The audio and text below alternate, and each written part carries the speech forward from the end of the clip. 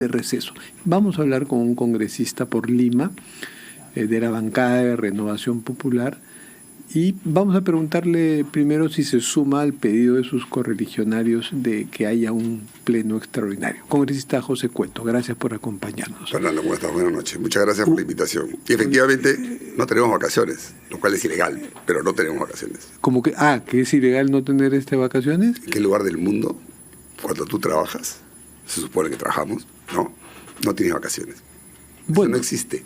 Es que son problemas semánticos, ¿no? Se suele decir que el Congreso entra en vacaciones, pero en realidad entra en una especie de receso de la legislatura. Hay un receso. Pero sí. Todos los trabajadores, todos tienen vacaciones. Siempre, además están ganando bien, bien. O sea, no es esa la queja.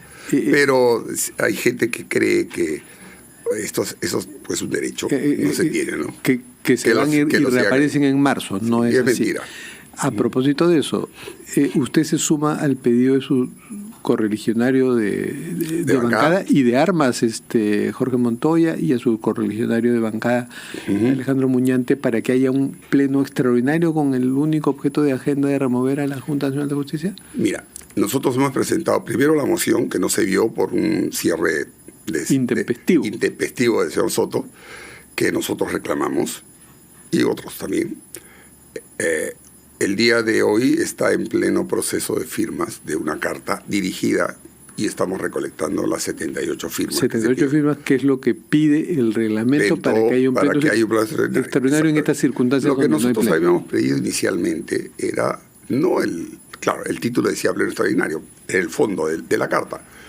Lo que se quería era que el señor Soto, en uso de sus facultades, convoque a una junta de portavoces. La primera semana, y la junta de portavoces que tomen la decisión, pero no quiso. Entonces estamos caminando en la recolección de firmas, que no es único punto de agenda, dicho sea de paso, son 3 puntos de agenda. No solo sería la remoción extraordinaria. Es la remoción, es la reconsideración de la moción para que sea vista en legislatura, que cada punto se venga supongamos que hay el pleno extraordinario, se ve punto por punto. Si el primero no pasa a la reconsideración. Si se aprueba la reconsideración, pasa a la Junta, que es otro proceso, ¿no? Pero ese mismo día, de ese viernes de cierre intempestivo, primó una posición más moderada dentro de la radicalidad de todo esto, que era que se vuelva a investigar sumariamente 10 días. ¿No está de acuerdo con eso en lugar de remover? Sí, yo he votado a favor de eso. Ya. Lo que me sucede, Fernando, es que,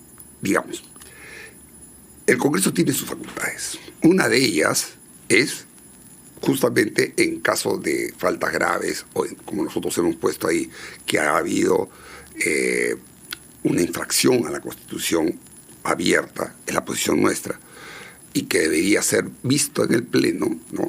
Y que si eso, de acuerdo a su propia ley, que ha sido avasallada por la JNJ, usando su propia ley, lo que está escrito en su ley,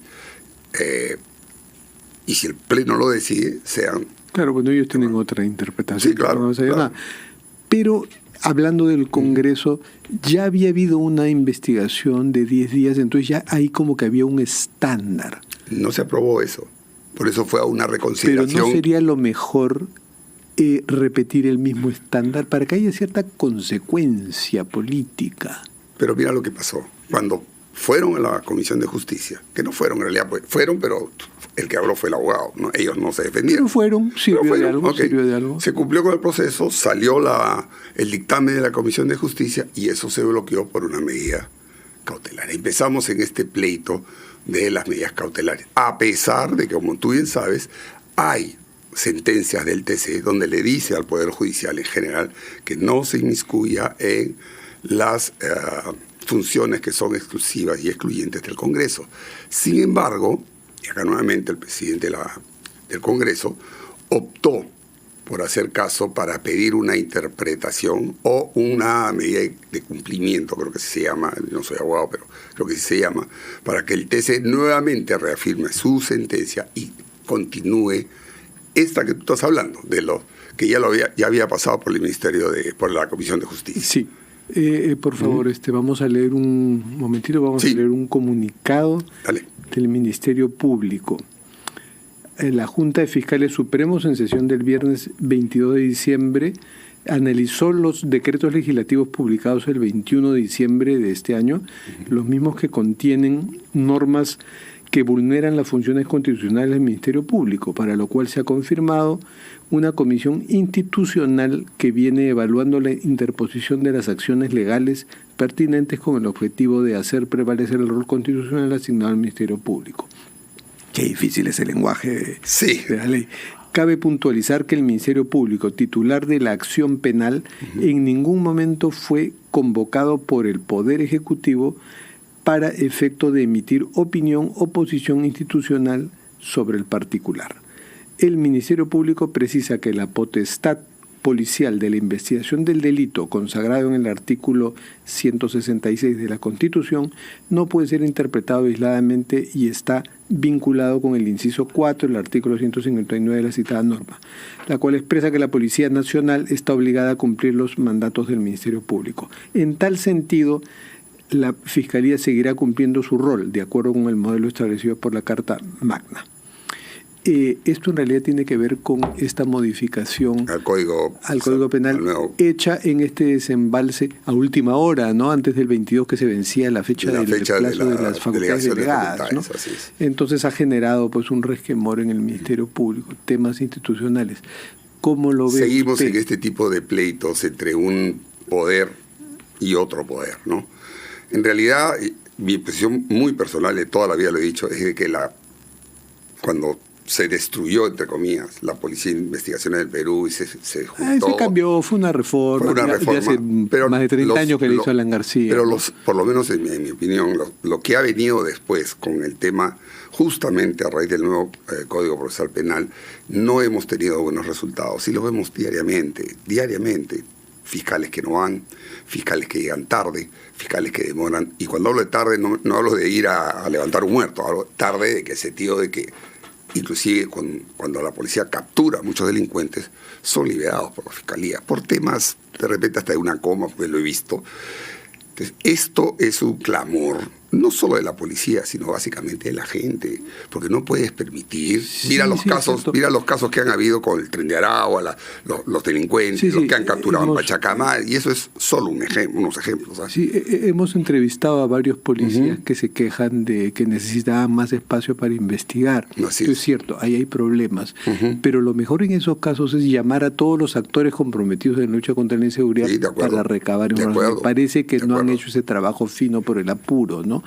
Puede ser tomado de esa porque son como 30 cambios en el código, este nuevo Código Procesal Penal, que aparentemente se está moviendo el piso no solo al Ministerio Público, sino inclusive a la misma policía que los ha agarrado frío. Yo creo que también es un asunto de cómo se está leyendo, porque yo he leído usted también lo habrá leído como buen congresista, y queda claro que quien lleva el rol de la investigación es la Fiscalía. Así es. Pero uno puede leerlo de tal forma, la policía quiere leerlo de tal forma que dice, ahora nosotros vamos a investigar, nosotros vamos a decidir, ¿no? Bueno, la investigación está escrita ahí de que efectivamente sigue llevando la Fiscalía, pero le da potestades también a la policía para no esperar o no demorar cuando de repente agarran a algunos delincuentes y necesitan levantar el secreto, por ejemplo, las comunicaciones.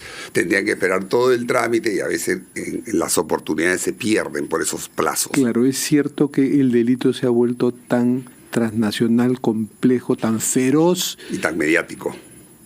Y tan mediático también, que se demandan ciertos cambios y ciertos ajustes que podrían un poquito ser menos garantistas. Yo concuerdo contigo que esto debió de repente conversar. Es más, yo me imaginé cuando vi la norma, que salieron publicadas hace pocos días, que esto estaba coordinado, porque para eso tiene al ministro de Justicia, el principal asesor ahí, pero aparentemente, por lo que acabas de leer, dice que no. Eran los momentos de Patricia Benavides que parece que solo se llevaba bien con los congresistas, no con el Ejecutivo. No creas que con los congresistas se llevaba bien, ¿no? Yo no tengo nada contra ella, ni nada. Con algunos parece que se llevaba bien. Pero, bueno, peor se ha llevado con la JNJ, tanto así que le abrió procesos a varios y aún así la han suspendido. Pero bueno. Ese es el lío estelar del que ya hablaremos. Pero es una tontería, permíteme decírtelo, es una tontería que estemos perdiendo tanto tiempo en esas cosas. Pero entonces, ¿para qué ese pleno extraordinario? Olvídense el asunto, ya se va a la Junta Nacional de Justicia el próximo año. Porque en realidad ha habido una infracción constitucional desde nuestro punto de vista y de la mayoría, ¿no? Y por eso estamos juntando las firmas para el pleno decida. Lo que me refiero a que ahí estemos perdiendo el tiempo con todas las cosas. Si no tienen 87 votos, van a perder no solo tiempo, van a perder prestigio. El Pleno dirá si se hace o no se hace. Eso ya es decisión, también, pero no pueden de ninguna manera quitarle ese rol fiscalizador al Congreso. ¿Ustedes han evaluado el escenario que de pronto no defenestren a todos, sino a 2 o 3 o a 1? Es ahora, emprendedor. Con los préstamos con garantía hipotecaria de Rebaja Tus Cuentas. Consigue el éxito en esta campaña navideña. Asegura tus ventas. Sí, claro que sí. Claro que sí. Y ya tienen esa es una cosa que se tiene que definir. ¿Ya tienen escogidos cuáles? Yo no. Pero sí se han hablado de algunos nombres, ¿no? Bueno, porque incluso los 7 no podrían ser, porque me parece que hay una magistrada que no firmó la denuncia, la suspensión de Patricia Benavides. Cumplió por lo que dice su reglamento ¿Qué es lo que ustedes consideran que es una de las causas? Infracción, ¿no? Entonces, por eso te digo, con esa lógica no podrían juzgar pero ella tiene, a la señora María.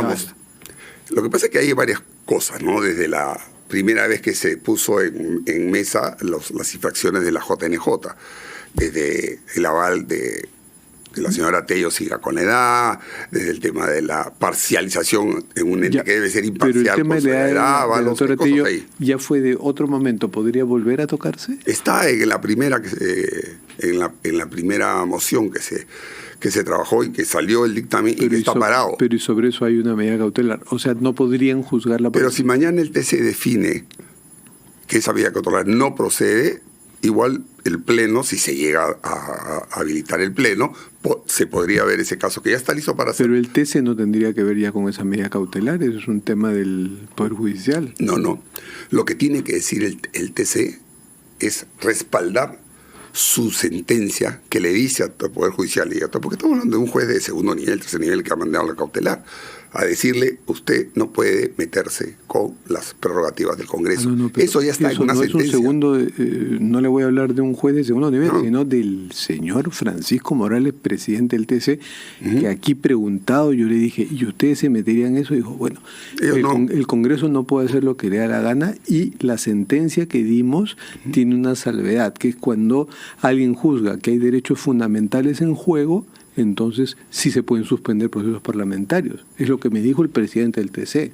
Bueno, no es la sentencia. Que no es amigo de la Junta Nacional de Justicia. No. Aquí no se trata de amistades, Fernando. Se trata de que se haga lo que la ley y la Constitución que no está diga. Parcializado hacia la Junta Nacional de Justicia. Justicia. Y lo dirán. Para eso se le ha pedido, ¿no?, su opinión al TC sobre este nuevo caso. Porque si no vamos a pasarnos así, Fernando, toda la legislatura, que cuando alguien no esté de acuerdo con lo que está haciendo el Congreso, presente cautelares. Pero por eso sería mejor una agenda legislativa más proactiva. Le pregunto, mire, aprovechando así mismo la presidenta Ina Boluarte, que dice preguntas positivas, en su balance de legislatura del año, ¿qué recoge usted que haya hecho el Congreso para bien?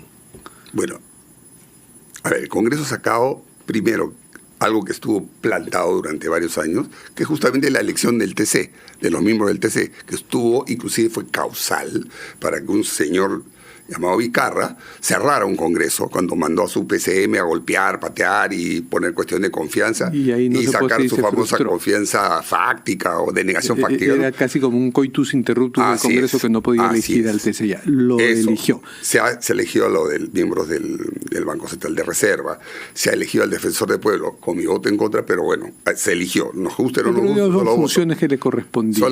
Pero es que eso es lo que tiene que hacer el Congreso. Han salido leyes en favor de los maestros como nunca.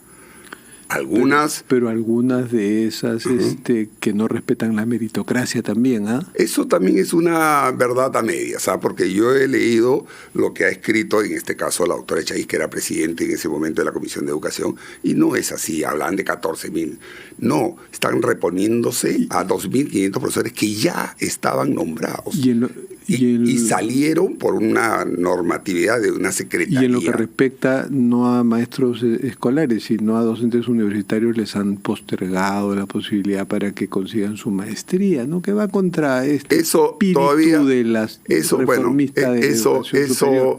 Eso, bueno, yo tengo mi posición particular, porque ya se le ha dado, creo que 10 años en ese tema. Pues no nos podemos pasar de exoneración en exoneración. Así es, yo estoy de acuerdo con eso, pero repito es nuevamente, contrarreformista. Son temas que finalmente, ¿no?, la mayoría del Congreso aprueba o desaprueba. No hay normas que se han desaprobado, ¿no? Hay cosas que han pedido y simplemente no han pasado por el Congreso. ¿Usted sí estaba a favor de la bicameralidad y la reelección? Sí, yo sí estoy a favor de la que hay que saber explicarlas. Así Porque claro, la gente dice, el Congreso de 5% de aprobación y quieren más Congreso y más congresistas. No, pues no queremos. Hay que saber explicar. Es que ahí, mira, Fernando, ahora que has tocado el tema de la baja popularidad, que no es una excusa, porque toda la vida los congresos, al menos que yo me acuerde, en mi vida militar, siempre han tenido pésimas. Pero 5 es bien poco. Es que mira. 5 es muy poco. No es cero, prácticamente cero. Pero yo tengo una posición particular sobre las encuestas. No es que las avale o no las avale, ¿no?, sino que la pregunta no debería ser si el Congreso o no el Congreso. Él debería ser, a ver, Fernando, ¿usted por quién votó? Yo voté por Juan Pérez. ¿Está a favor del trabajo de su congresista? Sí, no, y haces una estructura de eso, que es diferente de decir genérico. Yo también votaría en contra, porque hay de muchos sueldos, hay gente que realmente... Eso sería, ¿no? Sería otra manera de presentar. Pero bien difícil y muy complejo. No, las encuestadoras lo hacen, Fernando, no te sorprendería. Y sucedería que la mayoría ha votado por partidos que no saltaron la valla o por congresistas que no ingresaron. Entonces, el nivel de representatividad gente que ha votado por gente que ni conoce. Así, claro. Porque al final, ¿quiénes son los responsables de que estemos ahí? El nivel de representatividad del Congreso es bien escaso, porque como son tantos partidos, pocos saltaron la valla, pocos congresistas entraron. Tenemos un Congreso pequeño, aunque parezca mentira. En verdad sí, para la población que tenemos. Ahora luego vamos a hablar con Fernando Tuesti y vamos a hablar de ese tema. Y es un Congreso pequeño en comparación a otros, pero si uno se le dice a la gente, mire, tenemos un Congreso muy pequeño, doble, lo vamos a duplicar. Estoy seguro que el 90% de la gente o más va a decir que no. Obviamente van que a no. protestar. Y a propósito de protesta, ha leído usted una extraña carta del ministro del Interior, Víctor Torres Falcón? Sí, le leí hoy día. Que le pide al comandante de la policía, Jorge Angulo, que se inhiba de publicitar los anuncios, porque no sería buena idea hacerlo en un contexto de protestas que se anuncian para el 9 de enero. Mira, es medio raro. No, yo lo vería desde otro punto de vista, ¿no? Primero, que lo que entiendo en la carta le dice al comandante general, no que se inhiba, porque ya están hechos los cambios, sí que no los ejecute, digamos, el 1 de enero, que es la costumbre, sino que espere que hay esta marcha programada para una semana más, y que para que con los cambios que a veces sucede, porque sucede en las Fuerzas Armadas también, que cuando hay cambios, hay un acomodo nuevamente del nuevo jefe, los jefes cambia el personal. Entonces, en una situación como la que aparentemente yo he leído un informe, no está en la carta, pero he leído el informe de lo que se podría suscitar, podría causar cierta intranquilidad, más intranquilidad a la población si no hay un debido actuar de la policía. Y el ministro, entiendo en la carta, que le pide, no que se inhiba, sino que postergue los cambios que ya están hechos. Que no los ejecute. No los ejecute el 1 de enero, sino de repente, si ven la situación la primera quincena de enero, el 15 de enero se cambia. Bueno, hay muchas cosas en las Fuerzas Armadas de Policía que no se ejecutan el 1 de enero. De paso que está promocionando la marcha del 9 de enero, llámese Toma de Lima o como se llama. No hay una figura interesante. Las mal llamadas Toma de Lima no existen. Esas son narrativas de los radicales, pero no existe eso. Bueno, no hemos tenido ningún suceso susceptible de llamarse como tal, porque significaría pues que Lima más necesita, y las protestas ciertamente han sido menores, pequeñas, pero ahí están. Desgraciadamente, lamentablemente, algunas fueron reprimidas de tal forma que hubo muertos, ¿no? En Lima, solo uno. Pero mira, esto Pero en algunas sucede regiones, cuando emplean violencia. varios Cuando emplean violencia. de los dos lados. No, Fernando, esto hay que aclararlo. Una cosa es cuando tú haces una norma. ¿De dónde murieron 17 en Juliaca, el 9 de enero? Pero ¿dónde fueron? En la ONU, en la OEA, en todos los lados internacionales, la toma de un aeropuerto es considerada un acto de terrorismo. Tú no puedes ir a destruir un bien, un activo crítico nacional. No mataron en el aeropuerto, sino aparentemente también, camino al aeropuerto. Camino al aeropuerto buscaron a una patrulla que casi la querían quemar. Como lo mataron a Songo, un policía, y reaccionaron. Desgraciadamente murió quemado en su camioneta. Que también hay que sumarlo lo mataron y lo a quemaron. Las víctimas fatales, ¿no? Sí. Como luego los que se ahogaron en el río. Pero muchos de esos ciudadanos que murieron, algunos perfectamente inocentes. Seguro que sí.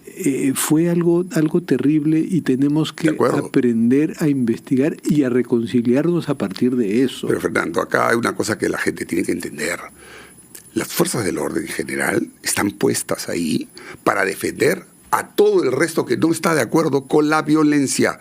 No estamos peleándonos contra las marchas. Pueden haber marchas. Es más, han habido marchas, en Lima incluida, que se manejan con sus gritos, con lo que quieran, pero pacíficas.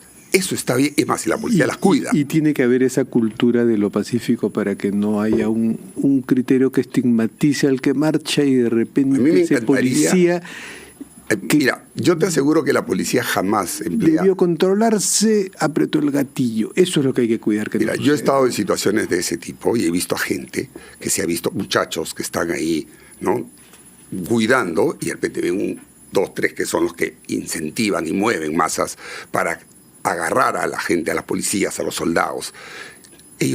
Nosotros tenemos todo bien estructurado. Nadie va a matar porque sale a matar. Esperemos que no vuelva a pasar lo que pasó hace un año.